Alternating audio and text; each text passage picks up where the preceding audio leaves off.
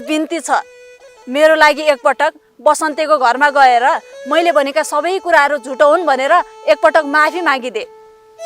त्यो बसन्तेको कारण मधुलाई मैले आफ्नो बनाउन सकिन। अब त्यसको घर त्यति सजिलै मैले कहाँ बस्न दिन्छु र ज्ञानु? ज्ञानुले सबै कुरा मिलाउन खोजेका थिइन्, तर इन्द्रले सबै कुरो भाताभुङ्गै बनाइदियो। बसन्तेले मधुलाई भगाइदियो भनेर झन् उल्टै झुटो कुरा सुनाइदिए।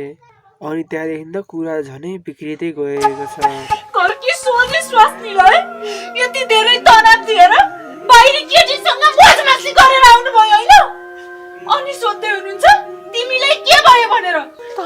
तनावमा मैले यति धेरै फोन गर्दाखेरि मधुको अगाडि भएर होला मरि गए फोन नउठाउने। मैले त गल्ती केही गरेको जस्तो लाग्दैन, तर बिना गल्तीको सजाय किन दिइरहेको छौ मलाई? त आमालाई भेट्न जान्छु भनेर मधुसित घुम्न गएको रहेछस् नि त।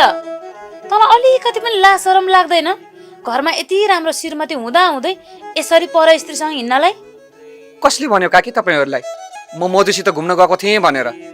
सबैतिर हल्ला फैलेको छ।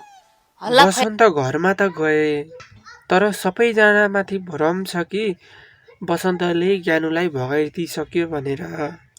तर बसन्त एक्कासी घर आउँदाखेरि सबैजना छक्कै पर्छन्। तिमी छिटो छिटो लुगा फाटो झोलामा हालेर तल दोबाटोसम्म आउ त। किन बसन्ते? मैले भनिसके त, छिटो छिटो लुगा फाटो झोलामा हालेर तल दोबाटोसम्म आऊ भनेर।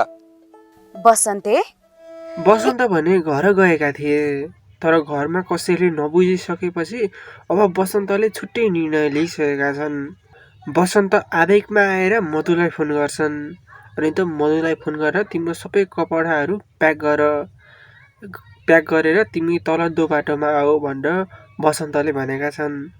अब हामी उतै मेरी जन्मदिने आमाको घर गएर उतै बस्नुपर्छ भनेर बसन्तले सोचिसकेका छन्।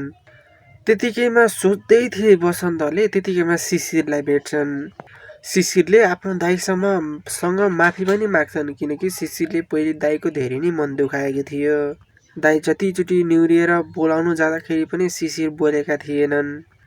त्यही भएर अहिले दाइ पनि अलि नबोल्न खोजेका जस्तो थिए। तर भाइले माफी मागिसकेपछि दाइ भनेको एउटा बाउ सरीको हुन्छन्। यदि छोराछोरीले गल्ती गर्यो भने बाउले हजारौँ गल्ती पनि माफ गरिदिन सक्छन् भनेर भनिसकेपछि दाइले पनि त्यस्तो गरेका छैनन्। र शिशिर र बसन्त बीच कुरा हुन्छ, अब म धेरै नै टाढा जान्छु, यहाँ फर्केर आउँदिनँ भनेर भनिराखेका छन् बसन्त। शिशिरले सम्झाउँछन्, भर्खरै आएको नौली भाउजूमाथि के बित्ला तपाईँले यस्तो गर्नुभयो भनेर शिशिरले भन्छन्।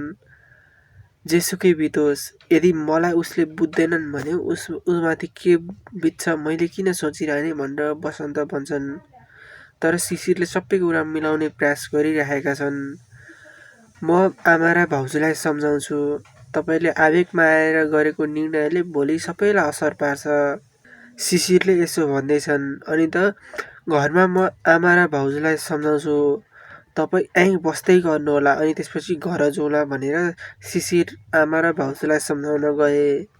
साथीहरू, कहानी कताबाट कता पुग्दैछ है त। सहरिया बुहारी सिरियल एकदमै राम्रो हुँदैछ।